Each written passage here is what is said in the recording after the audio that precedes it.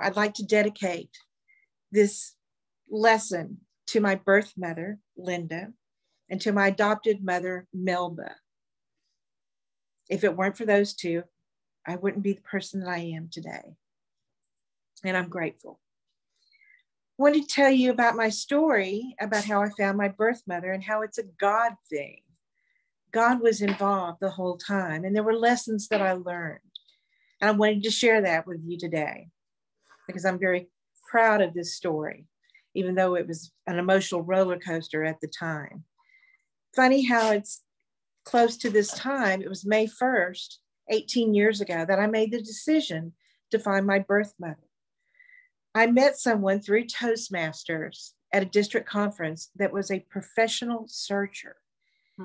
And she talked to me and asked me questions and validated my feelings of, I wanted to know where I came from, who did I look like, what my medical history was about, and is there anything in my DNA that makes me talk too much?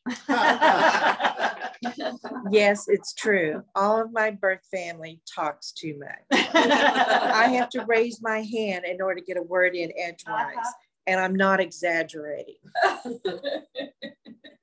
So on May 1st, I prayed and I said, God, I will do anything to find my birth mother, except for opening my closed adoption case here in Austin. God laughed.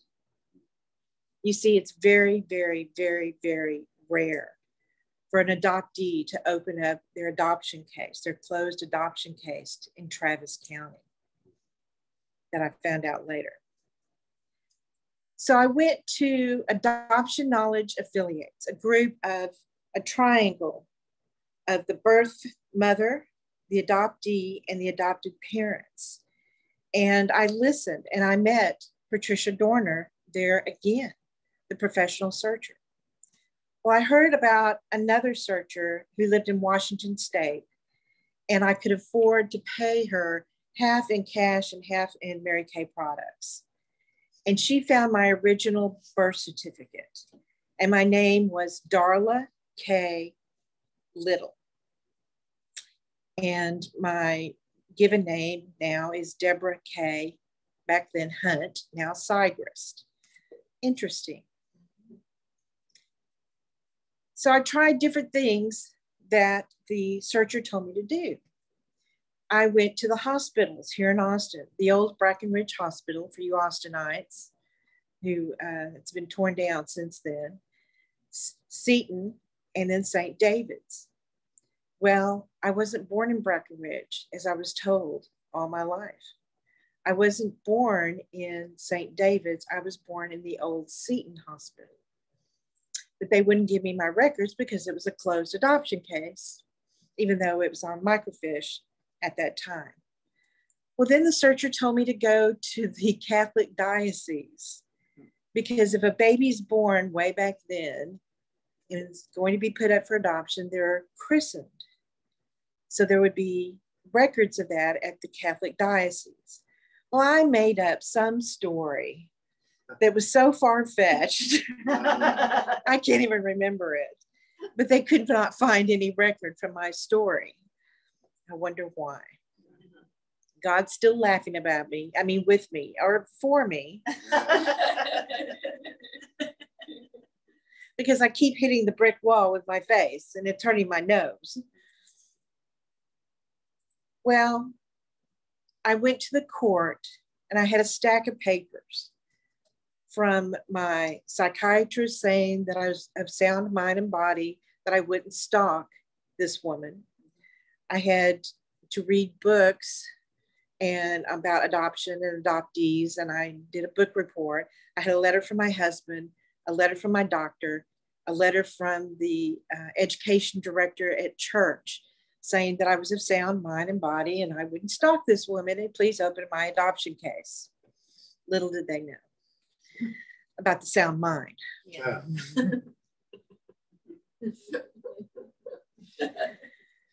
So I went to court and there was this judge, a female judge, and she was fluffy like I am. And she said, looked at the paperwork and she said, no, I'm not going to open this case. You do not have a debilitating disease. And in my brain was going, what about obesity? But because she was fluffy, I decided not to say that because it might come out sarcastic or sarcastically. So she rejected it. Here's a God thing. She did not put on the paperwork that she didn't put a stamp on it saying rejected, because the next judge would have gone with her ruling. It's a God thing. So I went home sad, depressed, rejected, dejected.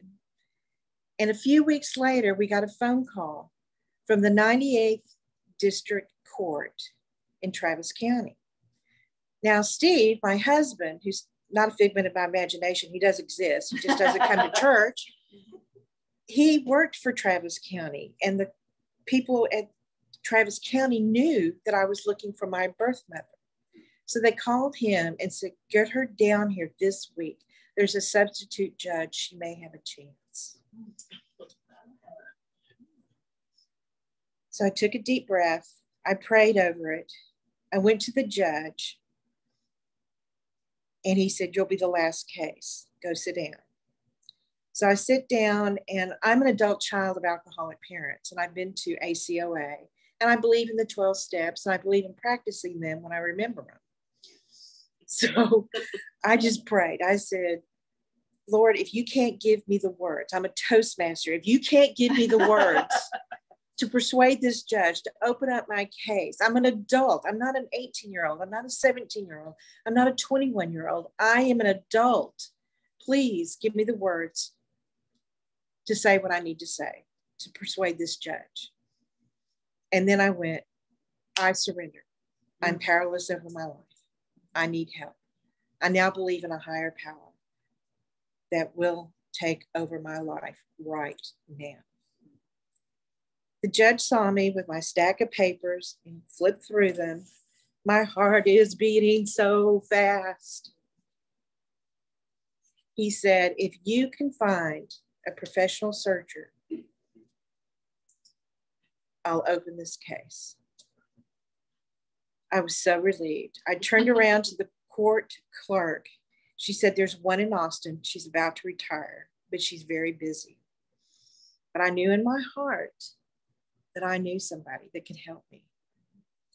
So I took the paperwork, got out of the door, went, woohoo! Exactly like that. Exactly like that.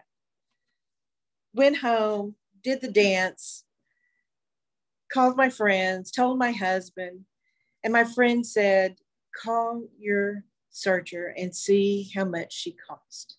We'll pay for her. Aww. So I called her. It's a God thing, y'all. It's a God thing. I called her. She said she was $400. I didn't have the money. So I called my friends back and they said, yes, we'll pay for it. And any court cost. Well, Patricia, this was May 1st that I made the decision. This was July of the same year. Patricia found her in 3 weeks. Wow.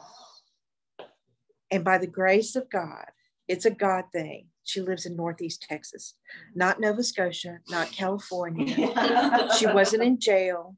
She lived in Northeast Texas. Now, my birth mother is from Paris, Texas, so I know Northeast Texas. My husband's family is from Lufkin. I know Northeast Texas. And I know how to behave in Northeast Texas because they're a century back. And they have different beliefs than I do.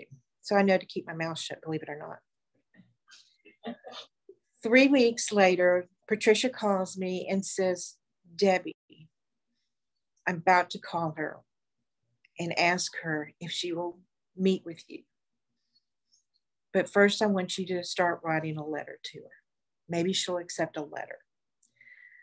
Well, my dear mother, Linda, was going through brain cancer with her husband. Now, her husband is not my father. I do not know who my father is, and Linda will not tell me. I'm not going to open up Pandora's box. I got lucky the first time. So she's dealing with her husband dying, and she tells Patricia, I can't meet with her now. I can't meet with her now.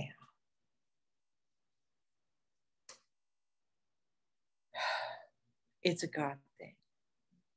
Patricia calls me back, and I'm going like this, flying high, that Patricia's calling me back and that she's talked to my birth mother. And then I come crashing down because she said she's not ready to meet with you because her husband's dying. But then she tells me the sentence again, she's not ready to meet with you now. And I go back up again. And I'm so excited. I'm calling people and telling them left and right. I'm so excited. But then I have to learn patience. And as you saw earlier this morning here, I was grasping at it. It's all God's doing. It was his timing, not my timing. Because when I was younger, I didn't want to meet my birth mother. Melba was my mom. Owell was my father. They were my parents. Done deal. But as I grew older, they passed away, Dad in 89 and Mom in 2000. That twinge came into me. And then when I was acknowledged and validated, that's when I wanted to look for her. Well, we knew that we had to wait until he passed away because her husband didn't know about me for over 40 years. She never told him. She never told her family except for one sister. Linda's 5'9.5". And they thought she was gaining weight. She wore sweaters by October. It was cold back then, 40 years ago. Mm-hmm. Not now, but in October, you can wear sweaters in Northeast Texas. She came on a train to Pflugerville, Texas, to give birth to me in Austin. She got off the train, and her sister Lily and her husband Buddy met her at the train. Lily knew immediately that she was pregnant. Lily also had an illegitimate child. Oh, excuse me. There are no illegitimate children. There's illegitimate parents. Anyway, he found her as well. So 2 out of 11 children, my mother's siblings, had babies outside of marriage. So mother's the youngest of 11 children. I've always wanted a big family. Oh my goodness, God has a sense of humor. I'm one of 22 first cousins. Wow. I have 13 nephews and nieces on that side of the family. And I don't know how many great nieces and nephews because I can't keep up anymore. I'm not only a terrific aunt, I'm a great aunt. So Linda gave birth to me on December 27th. She stayed a week and then left and went back home, and they thought she had lost weight because she was here for a little over a month, 2 months. So they thought she just lost her weight. She never told her family. Only Lily and Buddy knew about me. Fast forward. So in July, we found her. Her husband died in September. I told Patricia, we have to wait for Thanksgiving and Christmas and New Year's. That'll be the first holidays after his passing. I'm not a widow, haven't been a widow, but I have widows in my life. My mother, my grandmother, so on, my mother-in-law. And I know what it's like for holidays. It's hard. I wrote a 7-page letter telling her everything, pouring out everything about me. She read it. I couldn't mail it to her until she gave permission for me to know her address. She wrote me back about 2.5 pages. She said, I'm not a writer. I don't write letters. I don't send cards.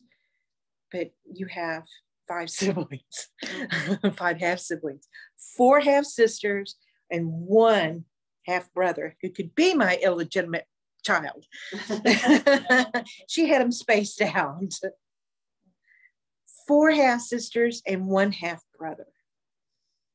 And I told her, if they go against you meeting me and don't want me around, that's okay. We'll remain friends and just talk on the phone, etc. Oh, by that way, that first phone call that I got after the second letter that I wrote her, what do you say to a woman who gives birth to you that you've never talked to? What do you say? She spoke for 23 minutes nonstop. DNA, I don't know. Mom's an introvert, but once you get her started. So I had her phone number, I had her address, I had permission. She wasn't quite ready to meet me yet. She prayed about it and said, okay, we can be friends. She gave me my medical history, which was great. Turns out I am part Irish, go figure, red hair, white complected. Love my potatoes, don't like beer. So we are talking in January. She meets me the next Father's Day. We drive up to Atlanta, Texas, just south of Texarkana. 6.5 hours plus lunch and breaks. I called Patricia and I said, what if she's not my mother? I've seen a picture of her. We don't look alike. She has dark hair, and at the time I had blonde.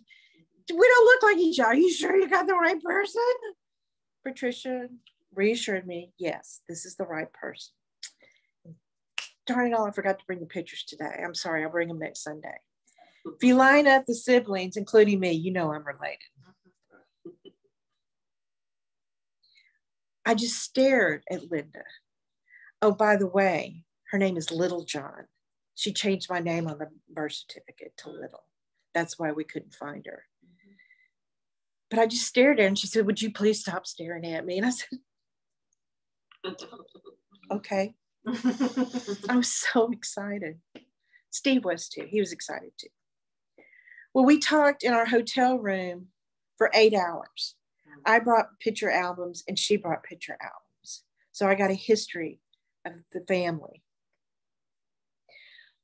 Okay, Father's Day weekend. Come September, there's Labor Day weekend. I go back up there and I'm walking to her house out of the driveway and there's this gentleman here. And he goes, hi, I'm Joe Cobb. And I go, well, hi, I'm Debbie. He says, go on inside. There was my mother, my Aunt Alice, and my cousin Kathy Cobb, Joe's wife. And they're asking me how I found her. So I start talking and then more people start coming in and more people start coming in. God's sense of humor. I met 34 of my relatives in one day in the house. I was overwhelmed. Now I did bring my camera. It had film in it. You remember those? Okay. So I brought my camera. Steve brought the video camera. And he could tell, bless his heart, he could tell I was overwhelmed because there was so much talking going on. So, and more people coming in from the back door as well as the front door. So he took the camera and he went to every single person and said, how are you related to Linda? Hi, my name is Toby and I am Linda's brother. Hi, I'm Megan and I am Toby's daughter. Hi, I'm Alice. I'm Linda's sister. So we had 34 people to go around and talk to. And my sister next to me, Terry, which I was concerned about because she was the oldest, she comes in, wraps her arms around me and said, hi, I'm Terry. You're now the oldest child. I've had that job. I don't want that job. It's yours. Her daughter says, oh, are you my half aunt? And I said, no, there's all of me. The youngest sibling, the son, he thought it was great that I wasn't a boy because he was king of the household. Yes. And a little spoiled, but king of the household. Now the second sister, Donna, walks in and she's wearing a red pantsuit, red earrings, red lipstick. And you know this song, she's built like a brick house. That's what was going on in my mind. I think she was wearing her power colors, and I think she wanted to intimidate me. Well, it turns out she had to get married because she was pregnant and was disowned by her mother and father, Linda and her husband, practically disowned. Karen, the youngest, who lives in Pflugerville, she also got married, I think, within days before she had her first baby. She was practically disowned. So there was a little hypocrisy going on. And so Linda's been trying to ask for forgiveness and forgive herself as well. It's been a God thing, y'all. Like you would never believe. It's been a God thing. And I'm so grateful. And I called Linda many, many times and told her how grateful that she accepted me as her daughter. When she wrote that first Easter card to me, a year later, said, "Love, Mother." I said, "That's it. I'm done. I can die today. I'm a happy woman." It was beautiful, absolutely beautiful. We have a great relationship. She comes down here a couple of times a year because there's cousin Sandy here, cousin Gail, Karen and her family, and me. So she has to, go around and see everybody. And I go up there a couple of times a year. Well, I'm going up there Memorial Day weekend for the family reunion. Before COVID, it was 60 to 70 people. They multiply like rabbits. Last year, I think there was 44 of us. This year, we are expecting between 40 and 60 people. Barbecue, fish fries, potluck, just sitting around, enjoying each other's company. It's wonderful. Now, I know Mom's siblings and their names and who they are. I know my brothers and sisters and their children. And I know my cousins by name. After that, you have to wear a name tag to tell me who you're related to. Because there's so many of them. So many of them. And everybody accepted me like that. They just says, "Come on, you're another little John. You're another member of the family. Come on." And I'm so grateful. I can't tell y'all enough. I'm so grateful. So lessons that I learned, God's involved, and let God be involved, and surrender to God and let things happen as they're supposed to be. Remember that God has a sense of humor, and to surrender. I know I'm repeating myself, but these are lessons that I've learned. And not to lie to the Catholic diocese.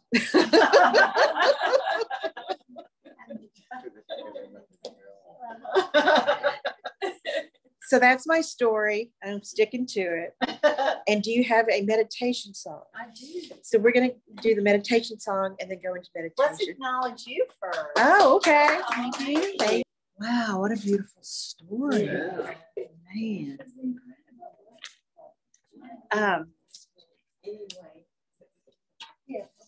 So the song that we're going to sing is a cappella.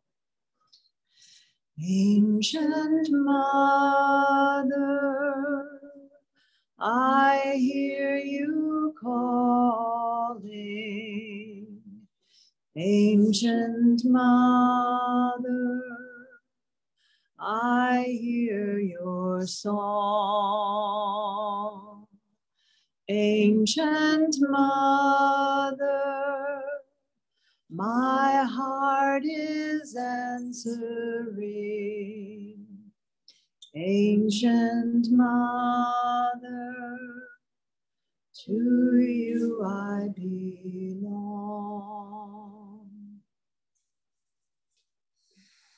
Everyone take a deep breath, close your eyes, get settled in your seats. I have a poem to read. A Mother's Love, Helen Steiner Rice. A mother's love is something that no one can explain.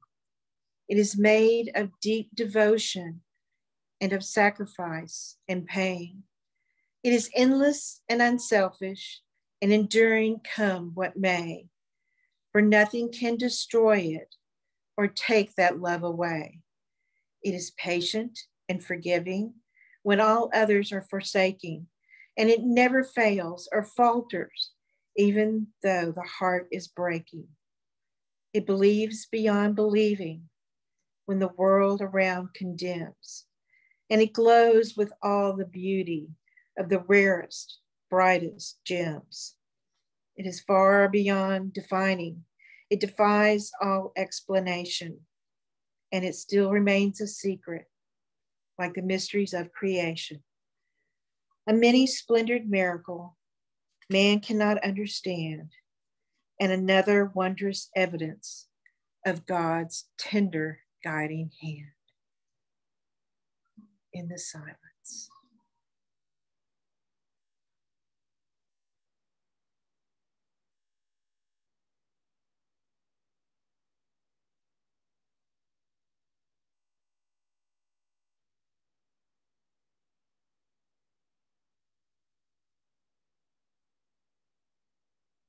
When you're ready to come back into Zoom and into this room, slowly open your eyes, take a deep breath and let it out. Let there be peace on earth, and let it begin with me. Let there be peace on earth, the peace that was meant to be. With God as creator, in oneness all are we. Let us walk with each other in perfect harmony. Let peace begin with me. Let this be the moment now. With every step I take, let this be my joyous vow. To take each moment and live each moment in peace eternally. Let there be peace on earth, and let it begin with me. The light of God surrounds us, the love of God enfolds us, the power of God protects us. The presence of God watches over us. Wherever we are, God is, and all is well. Yay, God. Yay, God. All right.